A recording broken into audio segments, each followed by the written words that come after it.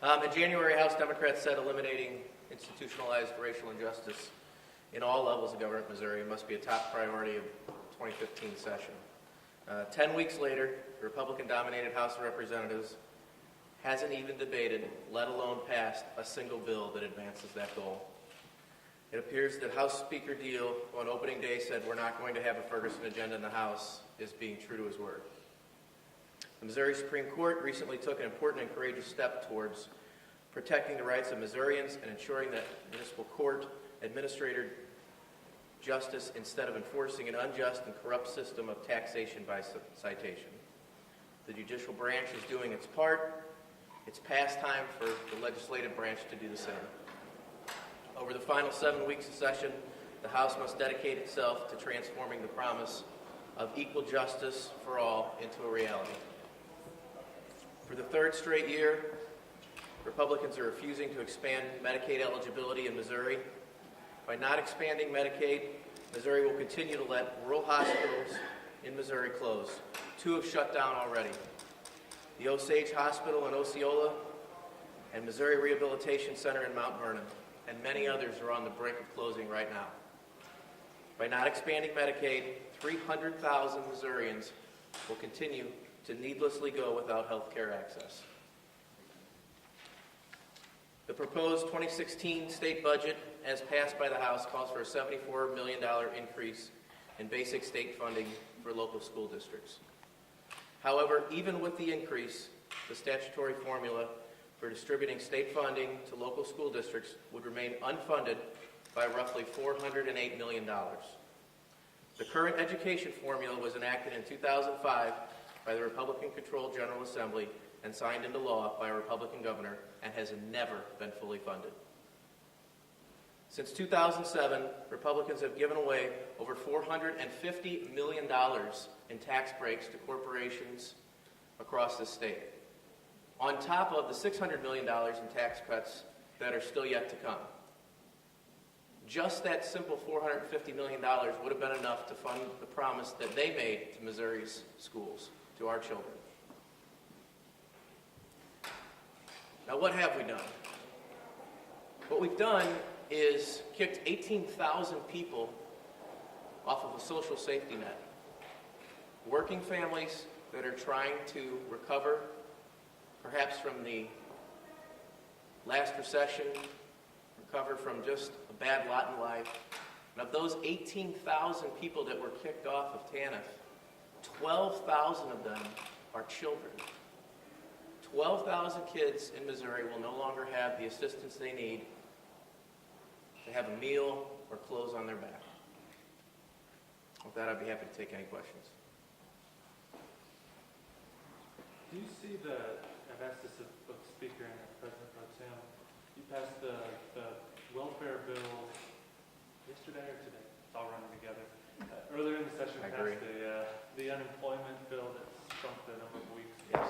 Do you see this, is it an attempt to sort of rework or deconstruct the social safety net? Is that the way you see things? I mean, that's absolutely the way we see it. But, you know, we're talking about the people that are the most vulnerable members of our society.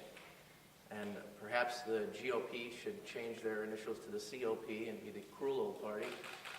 But I certainly don't think that the right way forward for the state is to hurt those of us that are the most vulnerable. One of the biggest issues coming into this session was the transportation funding shortfall. As far as I know, there's not been much done so far relating to that. And of course, voters rejected a sales tax increase amendment in August. Speaker Deal just said that getting any type of tax increase, whether it be gas or cigarette, would be pretty hard to get through the General Assembly. And with voters rejecting that, is he right? And what do you hope for anything in the remainder of session? Well, have we been able to vote on a gasoline tax increase on the House floor yet? I don't think we have. I don't think that we've actually been given an opportunity to weigh in on that issue. I'd be happy to bring it up, and I think that you'd find that there's a multitude of ways to fund our transportation system. Perhaps a combination of a gas tax, toll roads in some way, shape, or form. There's multiple issues. Nothing seems to be moving. And constantly I hear that that's not going to happen, that's not going to happen, there's no way anyone's going to approve it. We haven't been given the opportunity to weigh in on it. So until that happens, until we have a vote on it, then I don't believe that's the case. The House today passed the paper bag, plastic bag bill. What do you make of that and of the broader push to preempt local ordinances in certain areas? Well, apparently the Republican legislature is in favor of local control, except when they aren't. I believe it's Columbia, Missouri, that is thinking about a ban on plastic bags. You know, I just think at a local level, some of these things make more sense in different communities. I think that it was absolutely unneeded. I mean, we could have given kids access to health care instead of dealing with plastic and paper bags. That might be a more constructive use of our time. Related to that, there have been other issues regarding local control that have come through this legislature. And given that almost all of you are from urban areas that are more democratic than the rest of the state, Sure. what does it say about legislature versus cities that want to do what they feel is best for their community? I think that you could ask everybody in this room what they think on a certain issue, and you're going to have differences of opinion. But, you know, there's legislation moving forward to stop cities from enacting a higher minimum wage. There's legislation to stop cities from enacting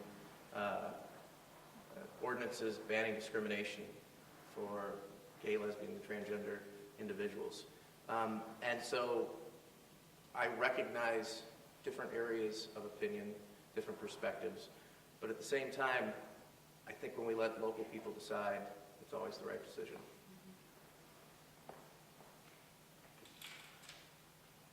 Okay. Thank you all for coming. Thank you very much.